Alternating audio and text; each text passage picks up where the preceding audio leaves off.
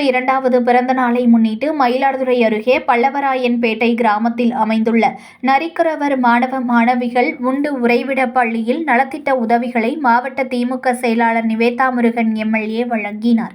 மயிலாடுதுறை மாவட்டம் மயிலாடுதுறையை அடுத்த பல்லவராயன்பேட்டை கிராமத்தில் நரிக்குறவர் இன மாணவ மாணவிகள் தங்கி கல்வி பயிலும் சுபாஷ் சந்திரபோஸ் உண்டு உறைவிட பள்ளி உள்ளது.